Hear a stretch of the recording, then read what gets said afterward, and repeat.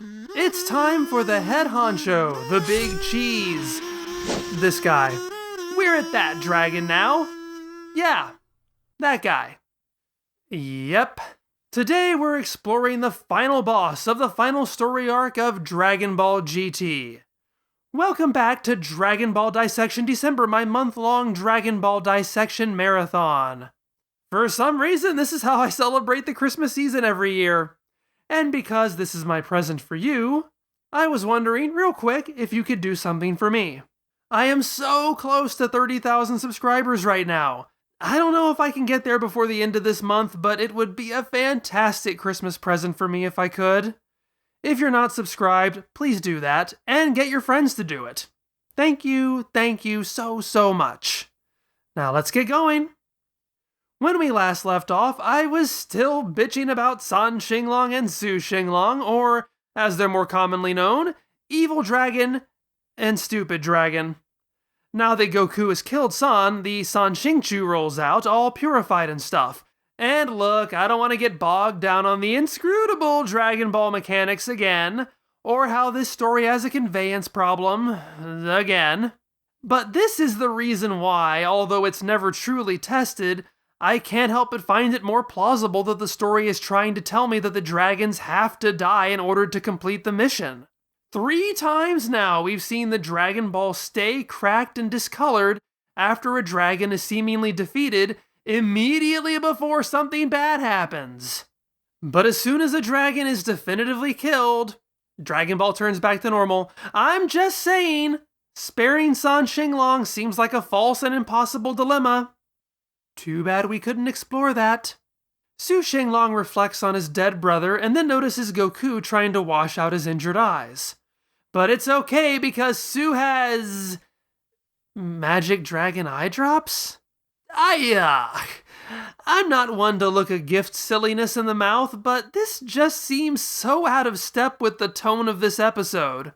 They're playing this completely straight and I'm very confused. Look, this is a show with magic pants. The initial evil dragon bursts onto the scene with a giant cigar and lighter. I am willing to accept that Su Xinglong just has a tiny bottle on his person. I mean, I don't know where he's keeping it. I guess that's what those massive cakes are for. My bigger issue is, why does he have this? He's an evil dragon, supposedly, who was born from the Dragon Balls and is now tasked with dousing the world in fire. Why is he a spokesperson for eye drops? Why is he carrying around a cure for ice-inflicted eye wounds? That's a ridiculously specific item to have. I would say that maybe Su carries it around because San spent their childhoods constantly ice-slashing his brother's eyes until one day their striped-socked nanny gave Su the eye drops, and he never forgot this moment of kindness. After she mysteriously passed away due to electric blob-related trauma, Su made sure to keep a vial handy out of respect for his beloved caretaker. Or at least that's what I would say if this show had given me any reason to believe these are actually characters with histories and feelings. Instead, it's just, why does the dragon have eye drops in his butt? Su hands the medicinal ass liquid to Goku and then starts to leave, saying they'll continue their fight when Goku gets better. I mean, why not just stick around and wait for him to get better now? Who cares? Yi Xing Long shows up and finally puts an end to that wretched character. He also shatters the butt drops before Goku can use them, so that whole exercise in stretching logic like Mr. Fantastic on a rack was completely pointless.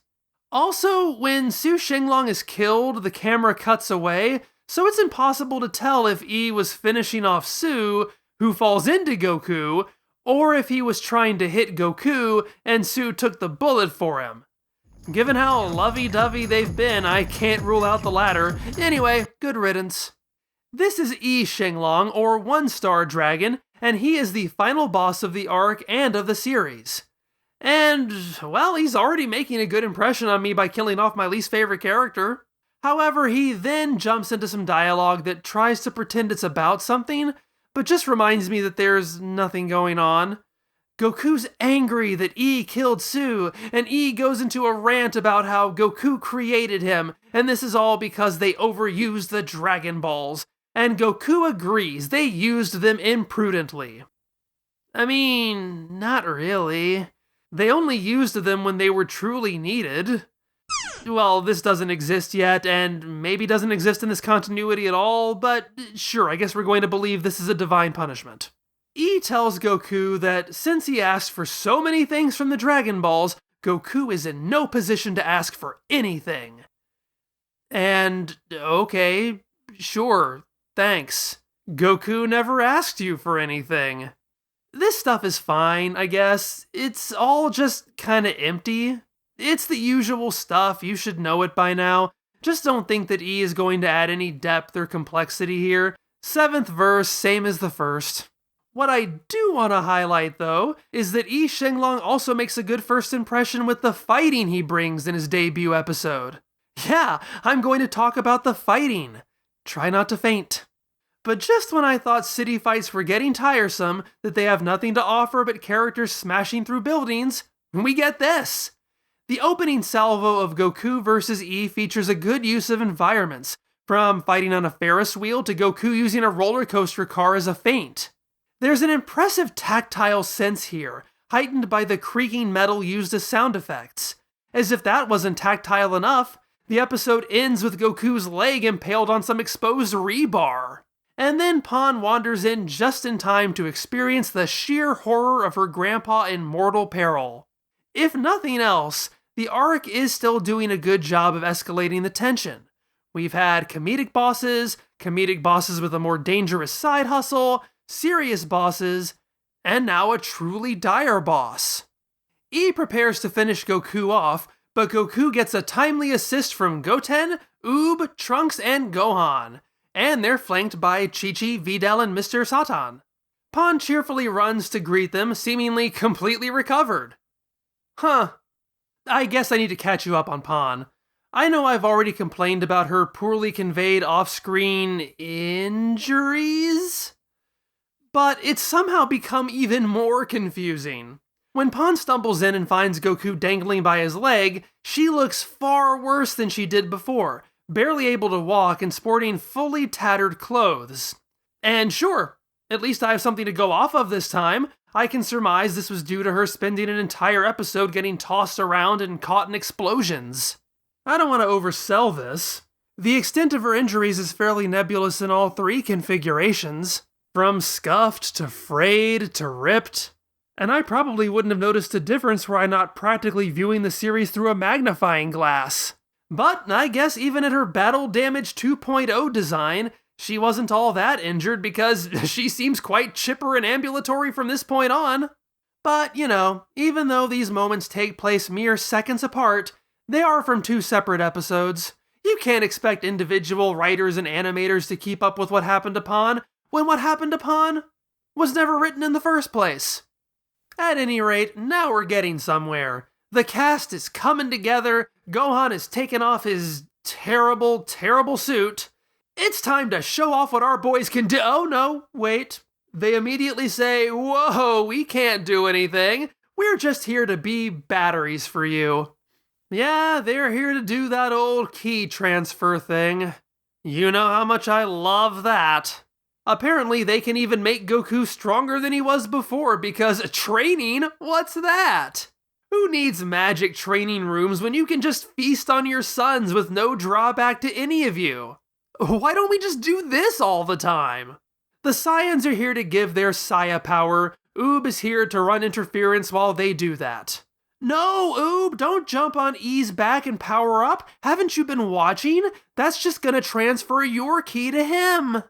I will admit, however, that this is framed in a way that feels inspiring. The cavalry is here, we're all in this together. It's a heartwarming turning point. When they encourage Goku to win, and Goku slyly responds that he's not Shenlong, so he can't grant their wish, but he'll do what he can, I almost believe this story is about something. Now that I've said that, though, I have to add that they drag this out for so long. It's about half an episode of this. We're going to power you up, Goku. No. We're going to go over here and power you up, Goku. No. I'm gonna hop on your back so Goku can be powered up. No. And E expresses no urgency. He just kind of slowly floats towards them, insisting he's not going to let them do that, while he's very much letting them do that. And in the end, hey, they do that. It's not a great second impression for our main villain. Still though, he has his moments. When the newly powered up Goku proves too much for him, E has the idea of launching a giant clock face at Goku as a spinning disc. After all, it has no ki for Goku to sense, and because Goku's eyes are still injured, he can't see it. Well, ain't that just a bitch? The other characters powering up in his general direction can apparently heal Goku's impaled leg, but it can't help him see. Those are some stubborn eyes. Still, I like this. Once again, it's making good use of environment in a way I haven't really seen before, taking advantage of a tangible injury, and it's a smart strategy. Oh no, wait, never mind. It doesn't do anything at all because Goku can hear it coming. Well, thanks. That was short, but pointless. Goku seemingly finishes Yi Xing Long off. The characters start to celebrate. Pan goes about gathering up all the scattered Dragon Balls, but wait! The balls start moving on their own to Yi Xing Long, who eats them and transforms into his ultimate form. Now that he has, let me talk about Yi Xing Long a bit. He does make a good first impression, I don't want to take that away. He's earned it. He's definitely a step up in the field of not making me want to scream over how little sense he makes. However, Yi Xing Long at his core is very, very basic. He is the picture that comes with the villain frame. He is as generic as they come, a gravelly-voiced evil guy who serves as little more than a functional roadblock. There's no more charm, no more charisma, and there never was any motivation. Once the novelty wears off, he is just so boring. He's an effective fighter, sure, but beyond that, he's also not a character. He does have one cool moment coming up, though. Once he turns the tables again, he tells Goku to ease the tension in his shoulders, and then extols the joys of heaven, and that's legitimately creepy.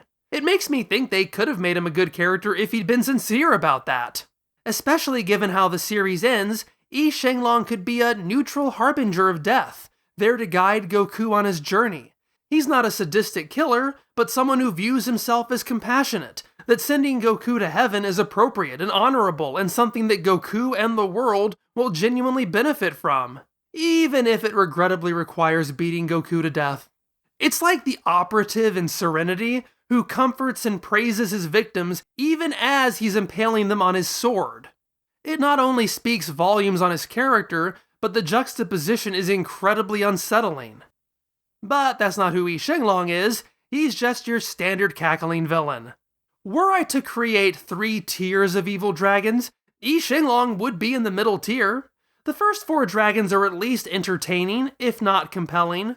Liu Xing Long manages to be a little bit of both, coming out as the most memorable dragon by far. In the bottom tier are San and Su Xing Long. They're only not boring in that they make no sense and they cause me to doubt the entire premise of the storyline. Yi Xing Long is squarely positioned in the middle tier. He's not remotely entertaining, he doesn't bring anything of substance to the table, but at least he's not making the story actively worse. Except by virtue of being boring. He's perfect Cell on Ambien. He will remain the most boring villain in all of Dragon Ball until a certain Pride Trooper opens his bulbous eyes. Now, about this time last year, I raised a lot of your hackles by speaking the truth about Vegeta Baby. Namely, that his design is garbage with a side of poop. What then do I think of Yi Xing Long's design? I mean, it's fine. He's spiky. He's got a little Fu Manchu going on, and he's like all buff and stuff. Again, just like his characterization, he is the villain that comes with the frame. His designs are okay, although they both kind of blend together to me. Were it not for the Dragon Balls in his chest, I probably wouldn't be able to tell you which was which. They're nothing special, they get the job done. I don't like them, but I don't hate them. They're just there. Were I to make a hilarious comparison, he's Dabra dipped in a vat of bleach after someone stole his clothes. At least he's not this. But then again, I'd much rather have a character like Baby, and I'll take the trade-off of him looking ugly as sin over an adequately designed villain with practically no personality at all. The fight picks back up again and introduces a lot of cool ideas. The episode has momentum, ending with Vegeta showing up, becoming a Super Saiyan 4, and introducing fusion into the mix. GT's not exactly spinning its wheels here, but the wheels are kind of rotating in place to get to that ending, which gets really frustrating. Now that Yi Xing Long has absorbed all the other Dragon Balls, he can use all the attacks of the previous evil dragons, like heat powers and ice powers and wind powers. And he can regenerate himself from blobs like Yi Xing Long, or Majin Buu, or pretty much every villain. Joy. But the issue is, once again, Goku's insistence that he literally cannot be harmed by the same attack twice. So what is the point of stacking Yi Xing Long with all of these cool abilities if they're immediately shown to be functionally useless? It's a false conflict to draw out the episode. Goku finally gets his vision back, somehow. But what's the point? The last episode clearly demonstrated that Goku's lack of sight hasn't handicapped him in any way. Now he can see again. Whoop-de-doo. Goku does come up with a smart strategy, though, by playing up his supposed blindness in order to get Yi to let down his guard. Unfortunately, this only makes sense if Goku's lack of sight had meant anything. Yi knows that Goku doesn't need to see to aim at him. They've been fighting for 2 episodes now. Why would he fall for this? It's frustrating because this could have been a satisfying twist, but Goku can't rise above challenges when they make him too cool to ever fail. And then there's Vegeta himself. Goku decides to Chaozu himself against Yi Xing Long. Oh wait, no, he says he's going to Vegeta himself because nobody cares about Chaozu. Haven't gotten to use that one in a while. But thankfully, Vegeta and Bluma show up in the nick of time with their new plan. With Bluma's mobile Brutes Waves vehicle, they can make Vegeta a Super Saiyan 4 right here. Vehicle and figures sold separately. And of course, Yi Xing Long just kind of waits around for this to happen because that's basically becoming his character trait. But we have to throw in another false conflict while we're at it. Gohan freaks out that Bluma's going to turn Vegeta into a great ape. He's just going to lose his rationality and doom them all. Bluma agrees, but it's their only hope. What are you people talking about? Vegeta doesn't lose his rationality when he becomes a great ape. Gohan knows this. He was there. We did the same fake out with Baby. Even in the clip show, both Vegeta and Bluma reiterate the point that he doesn't suffer from that effect. Why would anybody think this was going to happen? I'm not even sure if Vegeta is supposed to be faking here or if he does legitimately come to his senses. Pan compares this to what Goku went through in the Baby arc. If I wanted to go out on a limb for this, I would say maybe Vegeta struggles to maintain his rationality in the golden great ape state because he, at least not by himself, has never experienced it before. But that's not what happens. He freaks out as a regular great ape, which he should be fine with, and it's only after he expresses his sentience that he becomes Gold and then Super Saiyan 4. But that's the opposite of what happened with Goku, who was a rampaging monster as a golden great ape, and conquering that made him become a Super Saiyan 4. I don't know what's going on here. It's just some more manufactured drama to draw the episode out a little bit longer. But hey, Vegeta is a Super Saiyan 4 now. There's a cute little bit where Bluma and Chi-Chi argue over which of their husbands is cuter as Super Saiyan 4. Bluma insists that Vegeta is even sharper looking than Son-kun. No, he's not. I don't have anything against him. I don't have any extremely strong feelings, but the show is purposely drawing comparisons, so I'm just going to put it out there. Between his mullet and the leather pants, Super Saiyan 4 Vegeta looks like a hair metal musician past his prime, who's suddenly trying to pivot into country to stay relevant. And I don't mean that as a compliment. I mean, complain about his episode 2 design all you want, but as far as musicians go, you can't aim much higher than Freddie Mercury. But hey, Vegeta, you live your truth. And apparently your truth is wanting to do fusion. Hey, I can dig it. But we're gonna dig it next time. Thanks so much for watching. Remember that we're in the middle of Dragon Ball Dissection December, and the third installment is available for $10 and up patrons right now. If that's not you though, I will see you next Wednesday. Thank you so much to my awesome patrons, to my awesome subscribers, my awesome commenters. You all look like hair metal musicians in your prime. And I mean that as a compliment.